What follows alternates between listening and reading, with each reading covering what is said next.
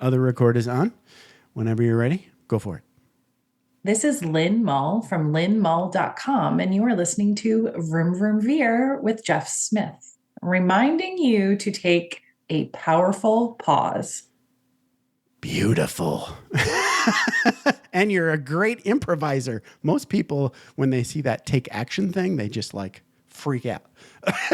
Like, oh, you should have told me. I need a week to prepare. Anyway, good job. I did a lot of corporate speaking and Yeah. been like held to the fire on like crazy questions about technology I didn't build Sure. or regulations I don't know about. So you've I got don't, some really good improv chops. I'm fine. All right, let me hit stop. I'll be right back.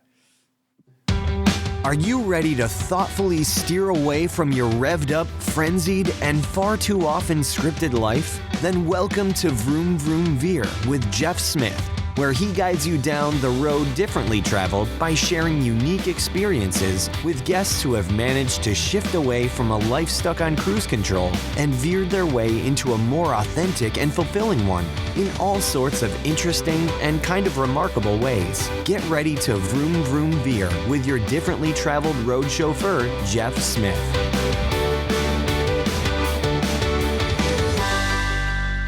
Darius Wallace, thank you so much for being on Vroom Vroom Veer and welcome to the show. How's it going? Oh, thank you, Jeff. I'm doing really, really well, and I'm glad to be here. So you are at DariusWallace.com, and that's spelled Darius Wallace.com. So talk a little bit about what you're most excited about in your business today. Wow, that's a huge wide question. It is. Yes. But I am very excited. I'm really happy with my website because it tells the story of what I actually do and who I am. I'm an actor. I'm excited about what's happening in my life as an actor. I do a one-person show on the life of Frederick Douglass. Yeah. And so it's touring as we speak. I'm out performing in various parts of the country. And so I'm excited about that. I've been doing it for years, but I've rewritten it and or reorganized it and have a different version that I'm excited about. Also, too, I'm really enthused in coaching people that have to present or communicate. I love doing that because someone did that for me when I was 13 years old and helped me overcome a lot of the fears of presenting. And so I really enjoy taking the techniques I've learned through all these years and use it to help people in the professional world, entrepreneur world, influencers, speakers, actors, overcome whatever anxieties they may have about communication, storytelling, and give them tools to anchor themselves to be able to fly. So I'm excited about that. And then also too, I love things like this. This is part of what I do as a speaker, where I can share my stories. So I'm just really excited. Thank you, Malika, who is the person that designed my website. And that's great. Also, her company is on 12 Marketing, and she really did a fine job. And so I'm really excited about that. Yeah, she did a great job. It looks really good. Yes. So congratulations on all of that. So thank you. And I highly recommend everybody go check out Darius's website. I've spent some time on there and I'm like, I haven't watched TV in a long time, but he's like the perfect like detective sergeant. Oh yeah, I do. I enjoy and to see you in real life, it's like a completely different persona. Yes. So you are really acting, but you've got that face, you got the voice. Yeah. Yeah, I enjoy playing roles like that. Yeah. He's talking about Law and Order, guys. I believe he's talking about Law and Order. Yeah, I think so. And I enjoy, there's a couple other movies and stuff I've done, detectives and stuff like that. But I enjoy playing those roles. I really, really do. Yeah. I really, really do. So that's exciting too. And just the future of what that holds for film and television. So that's fun. That's fun. We can definitely get into that, but there's a lot of stuff on there, and the TED Talks are really great too. So everybody go there, check it out. So, okay. So you are Darius Wallace. Where did you grow up? Did you grow up somewhere around Memphis, or did I get that wrong? No, I grew up in Flint, Michigan. Oh, Flint. That's right. Now I Yeah. remember. Right. Flint. Yeah. Yikes. Yeah. Yeah, I know where I grew up in Michigan knows. too. But yeah. You're from Michigan? I'm from Michigan, but I'm from the Upper Peninsula. Oh, really? Yeah. Completely different world, right? I've been there. Oh, really? All right. Yeah. I can't remember where, because it was when I was a teenager. You know, I went to Interlochen. Okay. Oh, nice. All right. Interlochen Arts Academy. And so somewhere in the mix, we did a choir thing up there. I just can't remember where, but yeah, I've been to the UP once in my life. Yeah, Flint, Michigan is where I grew up. And I basically spent most of my teenage life, early life up to about teenager in Flint, Michigan, until I went to Interlochen pretty much at 15 years old. And grew up a very timid child.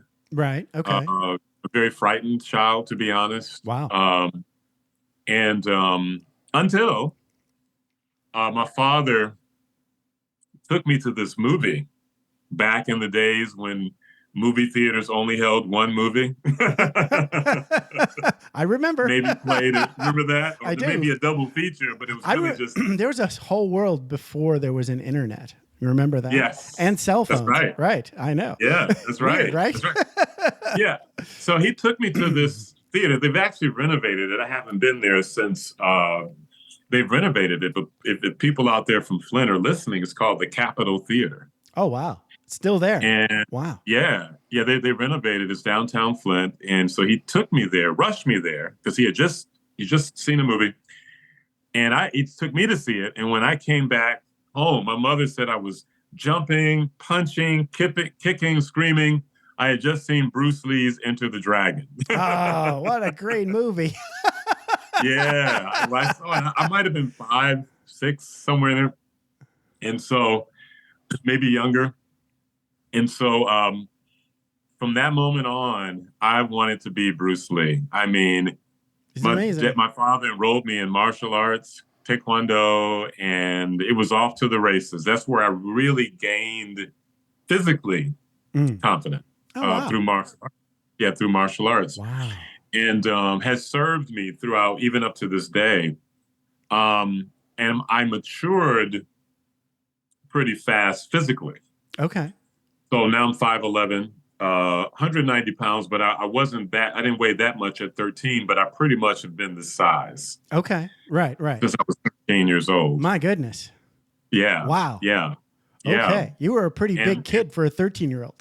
Oh, yeah. Yeah. And, all my friends were seniors in high school. Holy cow. Yeah. And so the unfortunate side to it is there was a part of that timid kid was slowly maturing, but hadn't matured yet. And still there was this sense of being timid and still kind of afraid, even though now I could physically be intimidating because of my size. Right. Inside, I wasn't really maturing as fast. So people misunderstood my level of maturity. Okay. They thought you were kind of older than you were. You were presenting older. Yeah. Right. Yeah, they did. They did. And so it's very easy practicing martial arts at 13 years old. Flint was changing because GM pretty much was leaving. There were no jobs. The streets that were once kind of like opulent, like beautiful, like, just normal childhood type things you go through coming of age became abnormal in the early 80s when, I shouldn't have said that. Now everybody's going, oh God, when did I say that? Scratch that, edit that out. It's okay. No, seriously. And so, but what happened was the streets became mean because poverty hit Flint really, really, really hard. Yeah. Everybody lost their job all at once, right? Yeah, it was a mess. It was a real mess. And so crime grew and gang activity grew. And I was a prime candidate.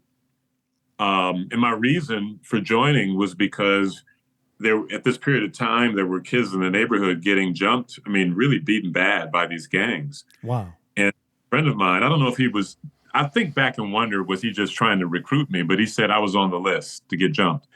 So I joined this gang for protection against what was coming. Right. And so if you're in a gang, then the other gang doesn't mess with you. Right, without having to deal with everybody else, you know. And so anyway, during that period of time, you know, life really became a terror because I did, because I didn't know how to express my emotions, express my anger violently. But I really wasn't a violent person. In other words, I wasn't drawn or didn't take pleasure in violence. I fought, I kickboxed. I actually kickboxed professionals at 13 years old, believe it or not. My goodness. Yeah. Yeah. I think it was a crime what this gym was doing with me. I didn't know at the time because I was a kid, but they were exploiting me. But fighting wasn't unfamiliar to me. Right. But still, I wasn't a violent person. You were fortunately good at it for protection's sake. Yeah, I was. Yeah, I was. I get it. Yes, I get it. Yeah, I was actually good at it. But it was a bad all around. It was going down a dark, very dark hole. It wasn't until my vice principal, when he basically caught me and this other guy with a weapon. He didn't see the weapon because I hid it. I wouldn't tell him where it was. And, but he knew that I wanted to act. And so he sat me down and he says, look, he says, you have a choice. You can either continue doing what you're doing and go to juvenile home or jail. It's true. Or you can do what I know you love to do, which is act. Or I can tell your daddy. Now, let me be clear. Okay. You can send me to jail, juvenile, but just please don't tell my daddy. Please don't do that. That'll I don't know if you ever watched Good Times. That'll be worse. Yes, I remember Good Times. Yeah. Well, my father was James Evans, the real one. So that punishment would be worse than juvie. Would be worse. Yes. Yeah. Oh yeah. Yeah.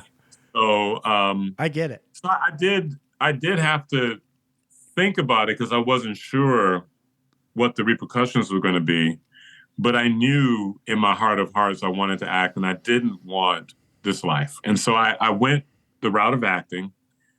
And the following,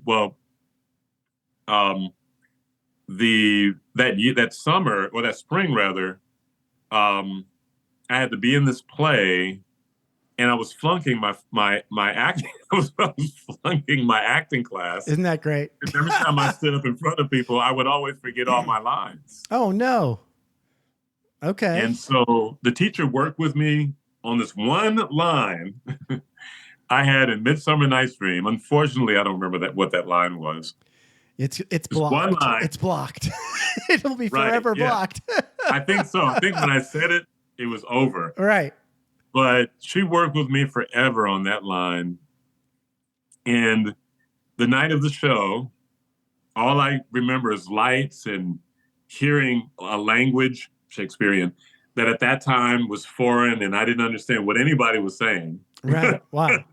Sure. But I heard my cue. And then I said my line and my voice filled the whole theater. And everybody looked. Oh, wow. And in the audience was the high school theater teacher. And he came up to me and he said, "Hey, I love your voice and you have a great presence. I want you to be a part of the high school theater club," or what have you. That's amazing. And just so the following year I did. Yeah. And I did Oliver, was my first play. And then he gave me a script called Come Blow Your Horn by Neil Simon to play the lead. Wow. Now, there had never been a freshman to play the lead in the school yet. Okay. And this was the 80s. So even being African-American, that was unheard of. Sure. So no one believed that I was going to get it. Right. I just knew that I wanted it. Like You were ready. Wanted it so bad. Wow. I worked so hard through the Christmas holidays. Every single day I worked on it. Yeah. Make a long story short, I got it. So I'm going to interject here because I accidentally got the lead role in my junior year in the High School Musical. Oh, wow. So that's amazing. The story goes like this. One of my friends was going to the audition, and we were supposed to hang out after school, so I went with him to watch. But I'm just not there to audition. I'm just there hanging out, right? So I'm sitting in the bleachers or the auditorium seats and listening to these people audition for Little Abner, and they're up there singing. It's a musical audition. And I'm like, man, these people kind of stink. I think I could do better. So I just on a whim, thinking nothing's going to happen, just get up and say, I'm going to sing a song from church. And I sing Sons of God, Sons of God, here's Holy Word, really loud. I belt it out, right? Oh, wow. Yeah. And everybody just goes nuts. Wow. Right. Wow. Right. So then I end up getting like the star of I'm Little Abner and Little Abner. Wow. That's amazing. That's an amazing story. It was amazing all the way up until I got the script. When you're Little Abner and Little Abner, you're basically in every scene. Oh, wow. Yeah. Wow. Wow. So you know what it's like, right? That's a lot of things to memorize. Yes. But after I got over the heart attack, I did it. Yes. It was really fun. Yes. It was really fun. That's great. Yeah. That's great. So how did it work out for you? You got that part and... I got the part. Did a really great job. Everybody loved it. It was in the paper. And one day after the student matinee performance, I was walking home and this car slowly pulls up behind me and it's tinted. The windows slowly roll down. It's the gang members, Top Dogs, and they tell me to get in the car. Oh, no. And so I get in the car and one of the guys driving, he's, driving and he's looking in the rear view, and they called me Big Phil back during that time because I go by Darius, my middle name, but my full name, Phil Darius Wallace. And so they said, Big Phil, we saw you in that play and you're talented and we don't want you to go this route. We want you to do what you do best.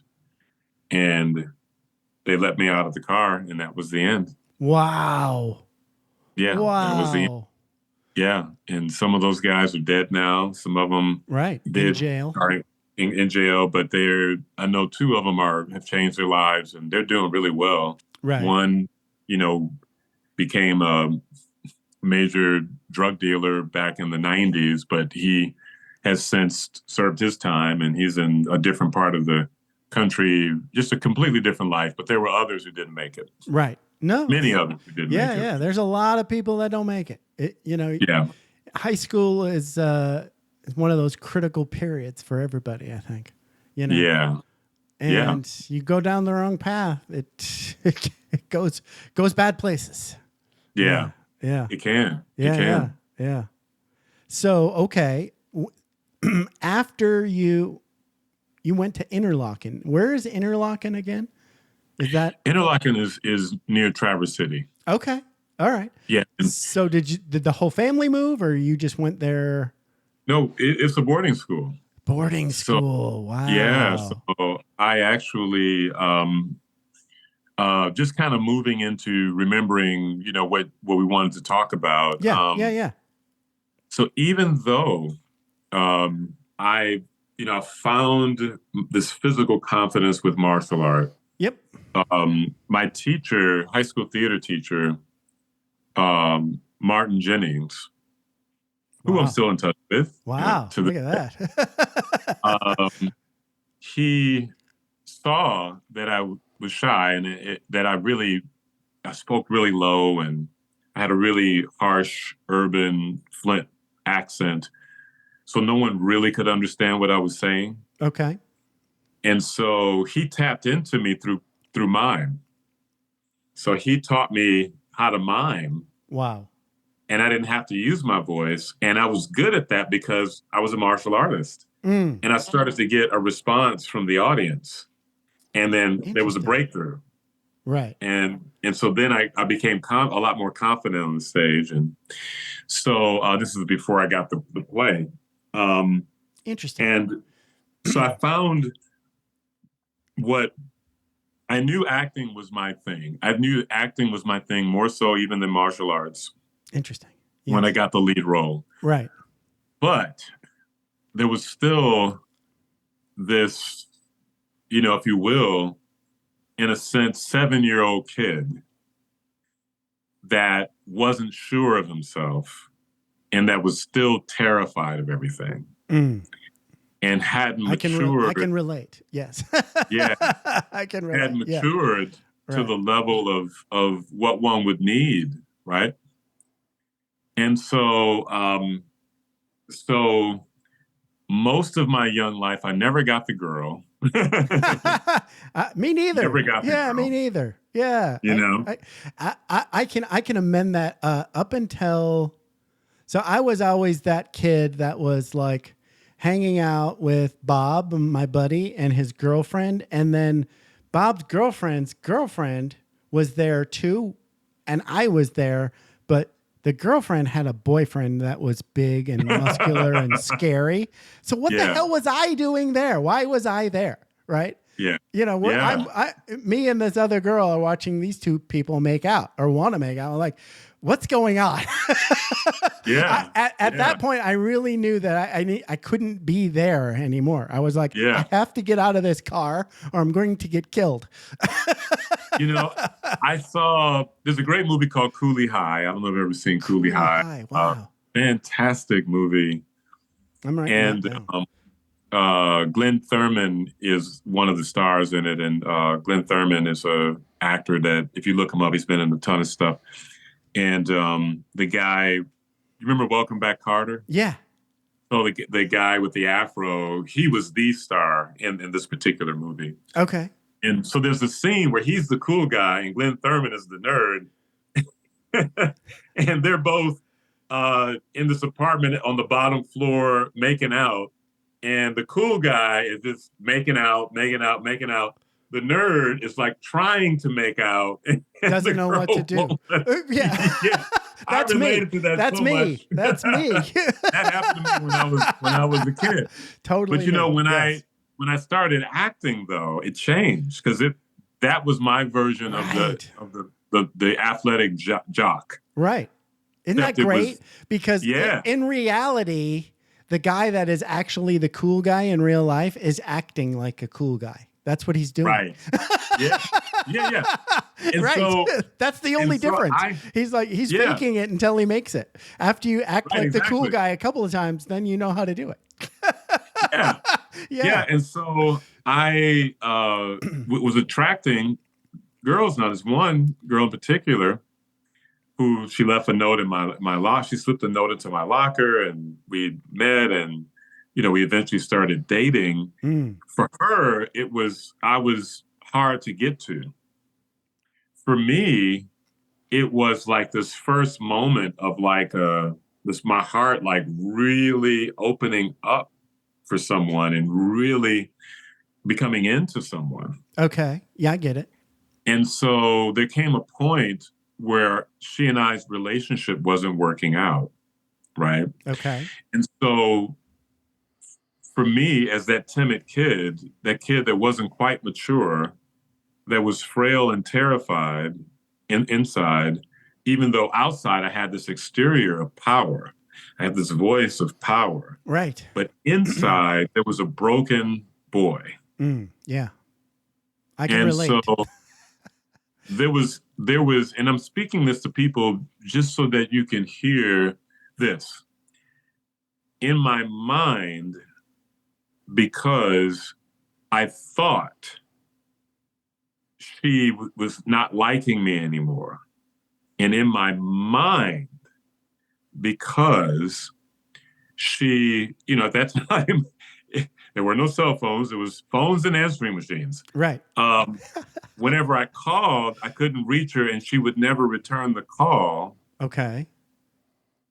In my mind, I thought she was done with me, and it sent me down this dark rabbit hole of I'm nothing, I'm nobody, I'll never do anything. And I just went straight down this awful place that I had already been feeling for years, up until I was 14 or whatever I was back then. And I thought the way out of all that pain was suicide. Wow. And it's interesting because at that age, I think that there's a reason why Shakespeare wrote. Now, before I didn't even understand it as a kid, but now I'm a founding company member of Tennessee Shakespeare. But Romeo and Juliet, they're 13, 14-year-old kids. I know. You know what I mean? It's tragic. It's super tragic. Yeah. Yeah. And so that space is a very vulnerable time, for teenagers. And for me, it certainly was. And in the midst of me planning to do this, depressed and ready to do it, the morning before, the morning of, previous, maybe a few days before, I had done my first paid acting gig with this place called the Flint Youth Theater, and it was doing my, okay. And so, interestingly enough, that I was planning on taking my life, but I made sure to catch the city bus to pick up my check. Hey, you got to keep up appearances. Yes, at least. I know exactly what you mean. Like I did suicide attempts, right? Yeah. So, but I had a security clearance and I was active duty Air Force in my early 20s. So I carefully planned out, if I wasn't dead, I had to get up and go to work. Now, so I did. Yeah. So I know exactly what you mean. I know exactly what you mean. If this doesn't work out, I got to play it off. Exactly. Yeah. Yeah. And so I remember going, and I remember feeling good. I had a few $100s in my pocket, and I was taking the city bus back home, but there was still this phenomenal feeling. Yeah. I was just thinking about that feeling the other day, that feeling of, I was watching a TV show, and this woman just went through like a horrible kind of, like, I think her baby died. She went through a miscarriage. And she was in that mourning and grief. And she just kind of like rolled over, and her husband was there with her, and he was trying to comfort her. And I remember that feeling that she was feeling, right? That feeling of, this pain will never go away. Yes, that's right. That it hurts. I don't know why, and it'll never go away. That's the feeling. Yeah. That's what depression feels like. I don't know what to do about it, and it'll never go away. Yeah, that's right. Yeah. And here's the thing, though. Here's the thing. I went home. I went into the cabinet. I got these pain pill medication stuff that my parents, I knew, were taking for whatever their illness was. I knew that it could be lethal. Wow. How I knew that, I'm not quite sure, but I knew that they were powerful. Wow. And scary. And so I took them. I took a bottle of it. You took them? Yeah, I actually took them.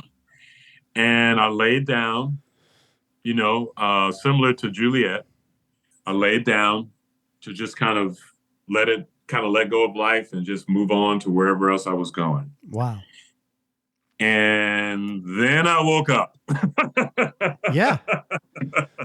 Felt like shit. When I woke up, it was like the whole world turned sideways. Wow. I was walking, it was slanted. Find my way. Yeah. I was walking down the hallway, like in slow motion, trying to get to the kitchen. Trying to play it And off. I don't know what I was reaching for in the kitchen, but my mother saw me moving slow, And she knew right then and there what I had done. Really? Yeah. She said, she what have you been busted you. taking? Oh, my God. Yeah. Wow. And so she was, her broken my father. Everybody was just like, what did you do? Why did you do this to yourself? And you got lucky. I did. Yeah, I did. I did. I had to take I did not get literally busted. See, so that's not. It's not as good when you don't get I got metaphorically busted. So people could tell, but they didn't want to say because they weren't my mom and dad, right? They were officers in the Air Force, and we all knew what would happen if it officially had happened, right? I couldn't go to work anymore, right? Yeah. But sometime after I had my attempt and walked sideways all day at work, after rat poison didn't work, I want to say like not long after, I don't remember how long after, but my boss, who was captain, Darren Medlin, really super dude. He called me in his office and he just said, look, I think you're taking work a little too seriously. There's life and life goes on. You screw up at work, you get swacked. Right. Yeah. And then and then we have a little chat and maybe I write you a letter and then we rub you on the head and say, now get back out there, Yeah. It's not the end of the world. Yeah. Well, hey, here's the thing. My mother was broken because of it, so I really destroyed her when she saw what I'd done to myself. And then my father was so disappointed and also hurt, but they both kind of nursed me during that period of time. I had to take cold showers and they made sure I was vomiting some. And so eventually, like I felt the stuff getting out of my system. I was starting to feel better. And then I laid back down to go to sleep and I kind of went into a deep sleep and the phone rang. And when the phone rang, I picked it up and it was my girlfriend at the time. And I remember to this day her saying, hey, how you doing?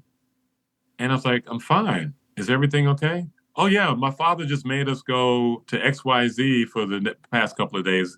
So I was just giving you a call back because I'm just getting your message. Wow. And so, wow. Imagine what I did to myself. Yeah. I told myself this untrue story. Right. And I replayed this untrue story again and again and again until I colored the whole world as dark. Yeah. And I believed in this very, very dark world. It doesn't mean that traumatic things hadn't happened. And, I'm not trying to say that these things don't happen in our lives that bring about stress and depression and what have you. But I am saying, for me, my reasoning had more to do with a false idea of what was happening. And this would be a trend up until a certain point in my life. Right. It's almost like that missed phone call was just a trigger. Yeah, that's right. It was. Yeah. It was. Had nothing to do with her. Had nothing to do with her. He was fine and dandy and wondered how I was doing. Yeah. Wow. So little weird. did Yeah. It's funny. She never knew what happened. I ran into her again in the past couple of years, and I said, "Hey, you remember that?" And I talked to her. She's like, "What? You did what?" Yeah. As we were talking about making out and coming out of shells and stuff, that's kind of like a side. So before we move on to the next thing, so there was this slightly older girl, like she might have been like a little bit older than me, maybe a year ahead of me in high school. And she just decided that I was going to be her girlfriend, or I was going to be her boyfriend. I guess that's how I should say it. Right.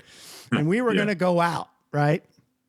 And again, I was like you. I was like this sort of like slightly good looking nerd and had no idea what to do. Never, I'd had girlfriends, but I didn't know what to do about it. Right. Yeah. And we were leaving one of those high school dances. and we're walking together and we're holding hands. And I just turned to her, right? Like this. And she's laying one on me without even, I don't even know what's happening. And I'm like, hey, I'm making out. Yeah. And that continued, right?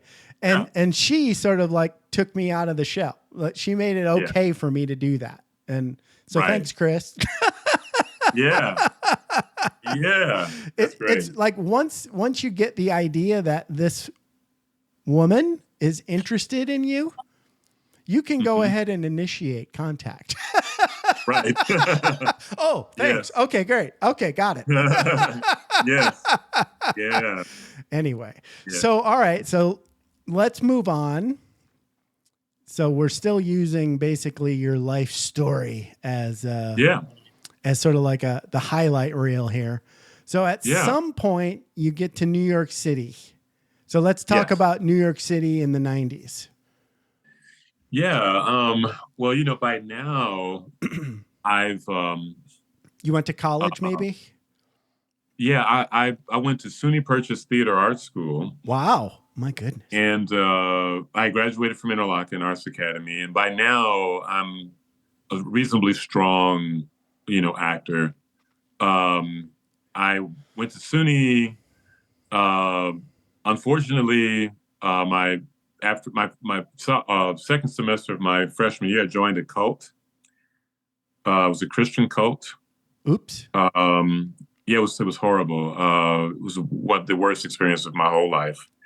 And not to make it very clear, they're good, very good people that I know right now in my life that are Christians. So it's not Christianity itself; it's just this particular cult. Part. Yeah. The cult part. And I actually quit acting over it.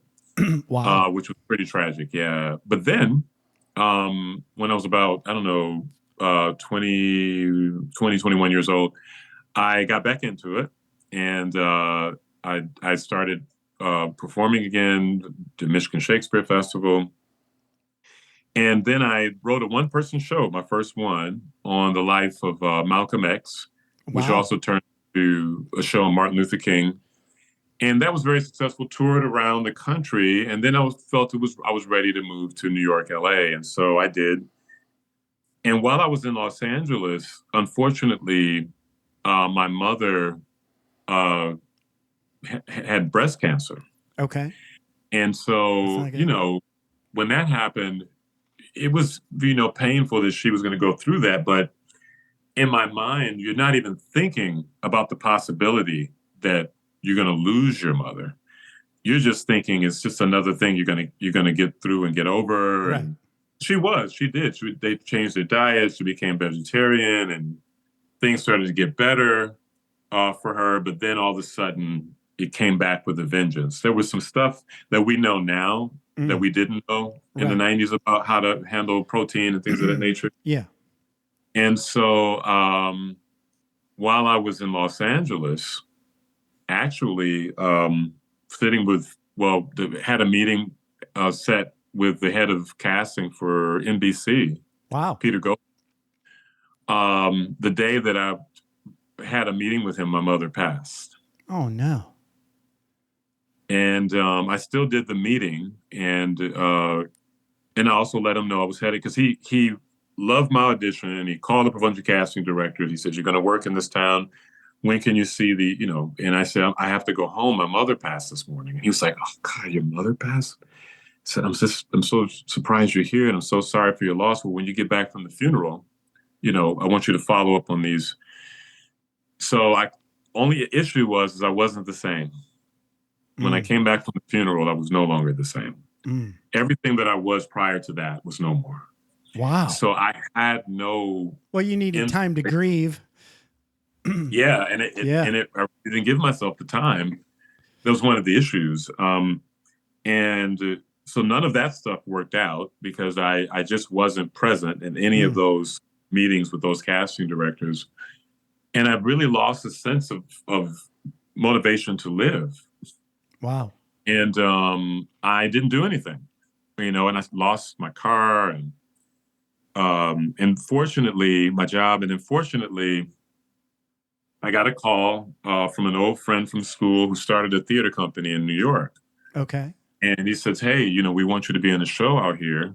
You'll be rent free and, all this great stuff. And I was like, oh, this is perfect. I really need this. I don't need a car in New York. So I went to New York, did the show. But it was a lot of talented people in the house, writers, directors, and so on and so forth. There was also a lot of drugs. As a matter of fact, one of the playwrights, a very gifted one, died of an overdose. Oh, geez. So in this theater company, there was, drug dealers coming in and out of the brownstone. Now, mind you, this doesn't color the personalities of these guys. These were all great guys. You know what I mean? Right. They were great, very talented, but the drug thing was very, very present. Got into the wrong drug scene. Yes. Yeah. It's all fun until it's not, basically. Until it's not. Yeah. And it really got unfun really, really quickly. Right. And, the artistic director, unfortunately, we were walking home in this Italian neighborhood, eating this phenomenal sandwich, just in a really cool, like laid back neighborhood. And we're walking home and it gets quiet. He says, I'm a little nervous. I said, oh, what's going on? He said, I owe the mob. I borrowed money from the mob to do this festival. I said, what? You did what? Yikes. You borrowed from the mob? Wow. So I just felt like I was living in a ticking time bomb. But it really wasn't, though there were drugs in the house, though he borrowed from the mob, which that wasn't the first time. So, I know he paid it back. He's still alive. I hope he has all his fingers, toes, and legs and arms. Yeah, yikes. Yeah. Wow. I was the ticking time bomb. Right. Okay. And I blew up. In other words, I kind of broke down. And make a long story short, couldn't afford to keep my end of the day because after the festival, I had to pay rent. And didn't have the confidence psychologically. I still was dealing with my mother's death. And I found myself on the street. Wow. In Bed-Stuy, Brooklyn.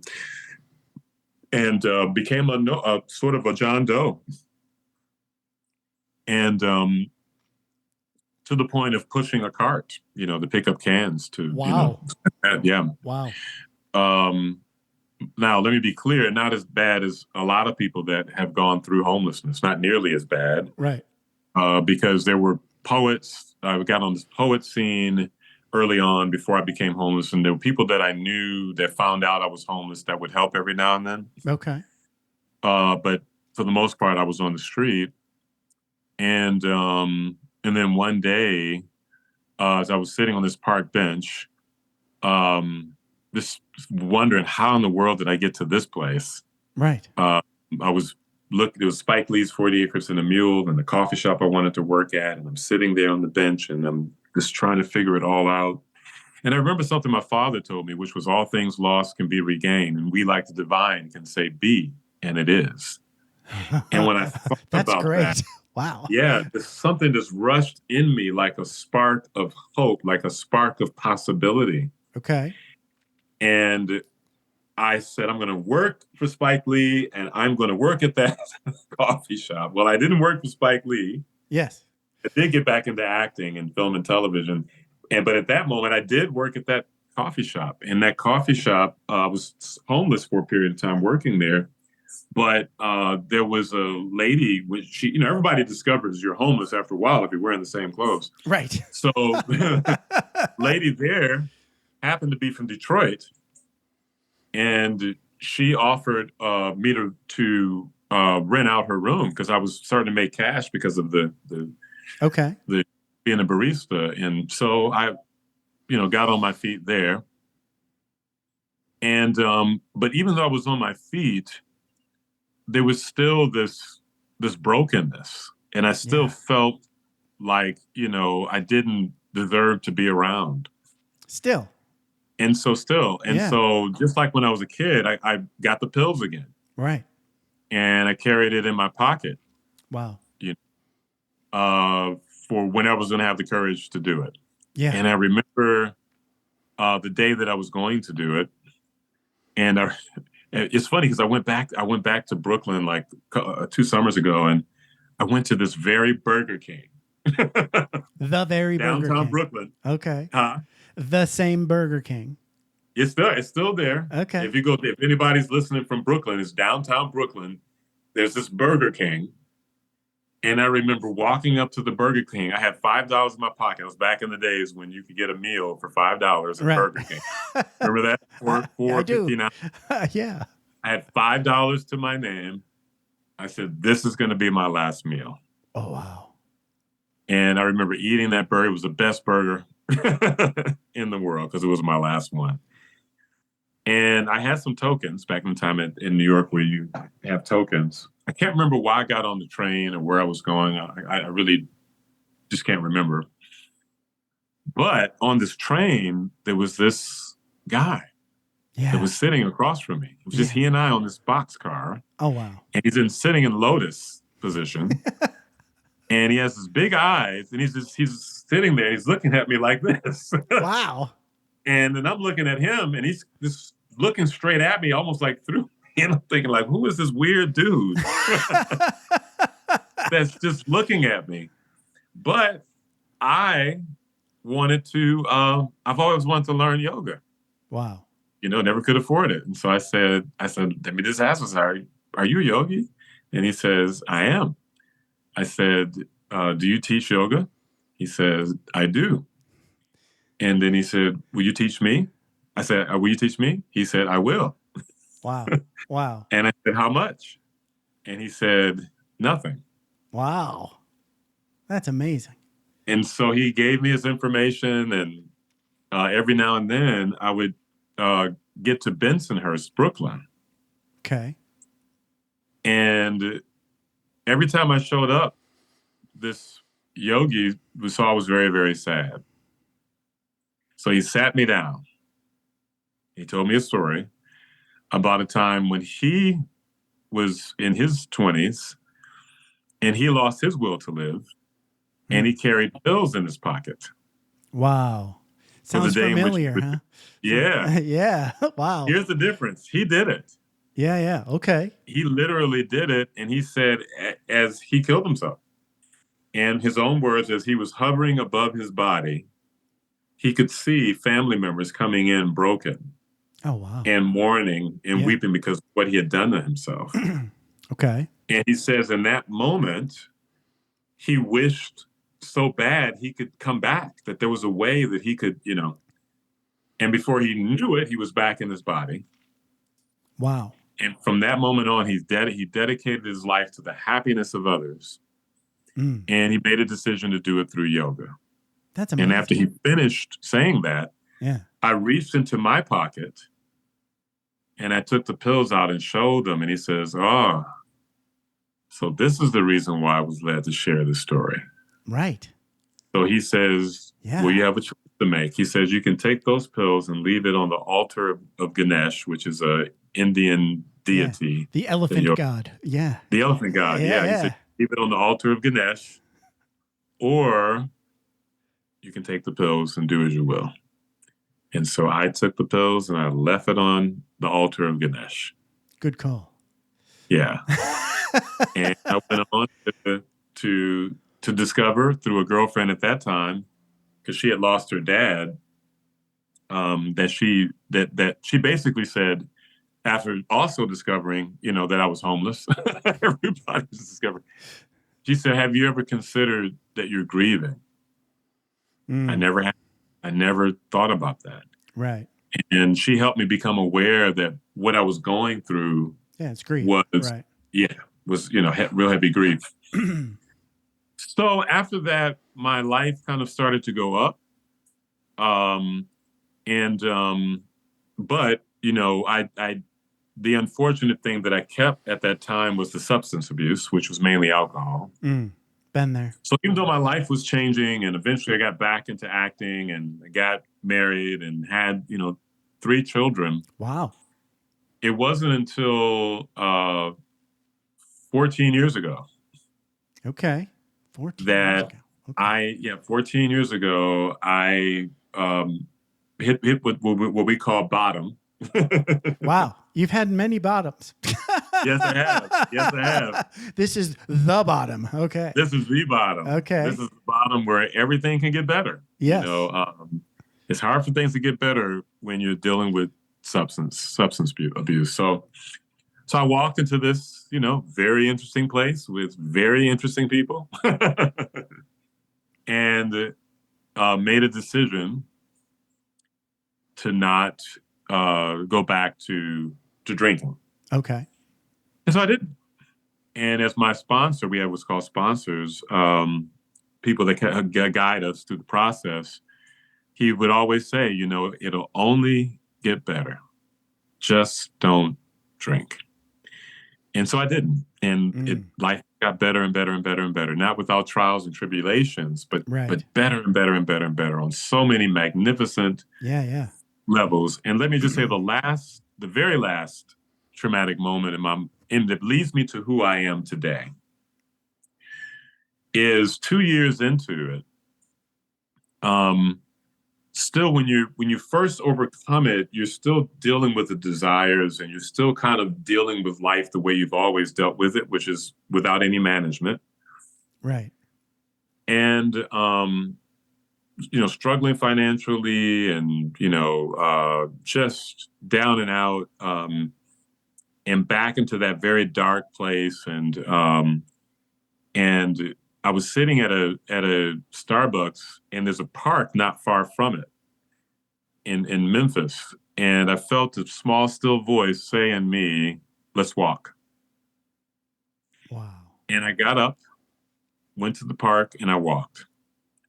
Now, around this park is a mile. And I remember I walked, not on purpose, but I walked around it 7 times. I know I had an intimate conversation with my higher power. I don't know what was said. All I know is when I came out of it, I was a changed man. Oh, wow.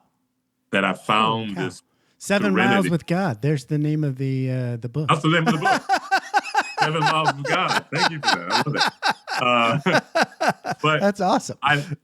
But I learned the truth within myself where there's a great individual who said in some very poetic writing, the kingdom of God is within you. And in that moment, I knew that.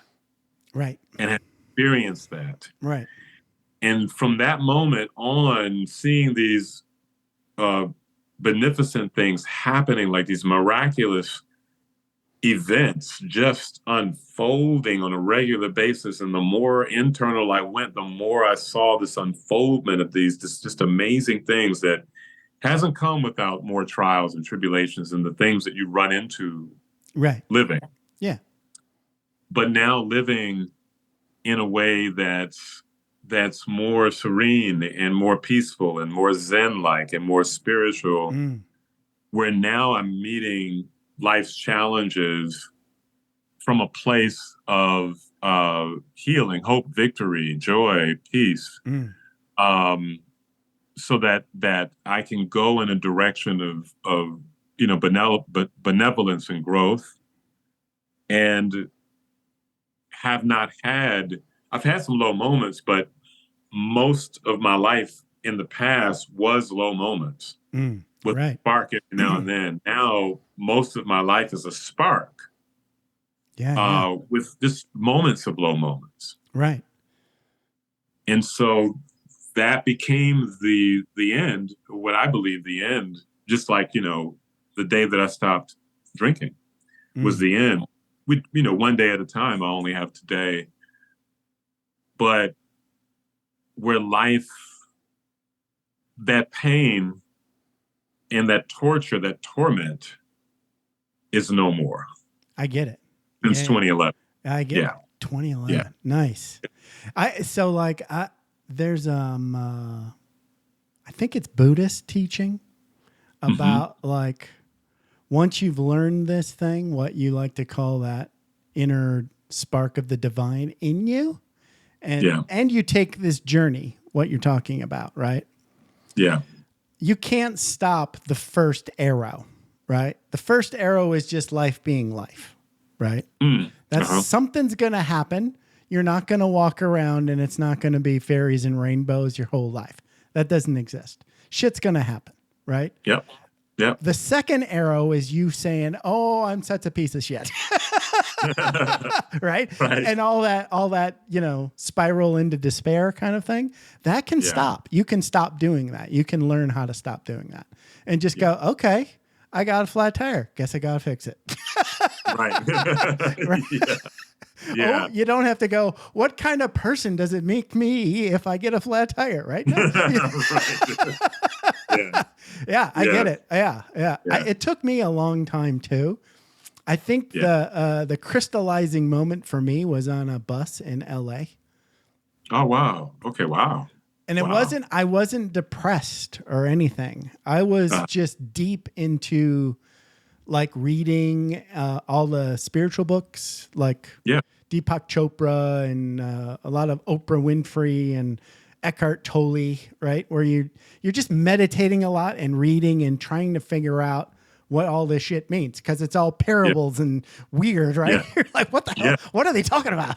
Right? And I'm just trying to be present, right?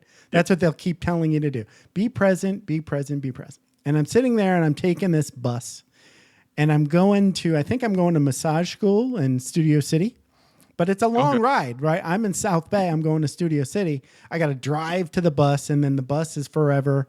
And then, so I'm sitting there on this bus, and I'm looking, and I'm going, wow, I think I'm the only one on this bus that doesn't have headphones on or isn't looking at their phone or isn't distracting themselves, right? So I might be the present one on this bus, Right. And and I was just like, wow, that's pretty mundazing. The perfectly mundane, amazing moment. Yeah, that is amazing. Wow. Did you frequent the Bodhi tree? Did I frequent the Bodhi tree? Do you know about the Bodhi Tree bookstore? I know about, okay. No, where's the Bodhi Tree bookstore? Unfortunately, it's gone now. It doesn't exist anymore. But it was in Studio City? It was in West Hollywood on Melrose. Oh, okay. No. You know what? Have you heard of Earth Cafe? I have. It's right. It used to be right next door. Huh. Well, no, I didn't go to the Bodhi Tree. I may have seen it. Okay, probably so. I was going to ask you, just because you lived in LA and you acted. Did you acted in LA, right? For TV shows? No. Oh, no, I did my one-person shows. Frederick Douglass. I did on Theater Row. I did Malcolm X on Theater Row there on Santa Monica Boulevard. Okay. Yeah, and then I did a lot of school performances up and down the state of California, but also in the LA area. But I never did any television or filming in LA based. I did a short film. I did a music video deal, but not any acting. So when I did my massage school, it was on Ventura, and there was a Ralph's and a Starbucks, and a lot of actors hung out at that Starbucks when I was. Oh, really? Yeah. So I was like, I could have seen you, but I guess I didn't. Oh. Yeah, you didn't hang out there. I saw Seth Green there once. I saw a bunch, like those commercial actors that you see all the time in lots of different commercials. I saw a lot of those guys. A lot of that guy. You know that guy? Yeah. Oh, yeah. Yes. Yeah. Oh, it's that guy. You know their face, but you don't know their name. Are you still in LA? No, I'm in Vegas. In Vegas? Okay. Yeah, we moved from LA to Vegas in 2017. Okay, got you. Yeah, okay. I wanted to avoid all the excess taxes. Yes, I keep hearing that. It's like having two countries. Yeah. So as we wrap up, let's tell people how they can get in touch with Darius Wallace. Yeah, you can get in touch with me at dariuswallace.com. Right. You can also find me on Facebook, Instagram, and YouTube. Perfect. I'll just put my name in and look me up. Thank you so much. This has been amazing. You're thank you. really good at storytelling. So come back twice or 3 times or 8 times, or come be co-host. I would love. You're really good. I would love to. I would love to. Reach out again anytime you want, and we'll do it all over again. I'm sure there's more stories to tell. Oh yes, yes indeed. Oh yes. We can just drill down anywhere you choose. All right. Yes. Thank you, sir. This has been a blast. Thank you. I really appreciate it. Have a good one. Okay, you too. Bye-bye. Thanks for taking the time to ride along with us on another episode of Vroom Vroom Veer. For podcast info and show notes, be sure to head over to vvveer.com. That's VVER.com. Man, that's fun to say. And we'll catch up with you next time here on Vroom Vroom Veer.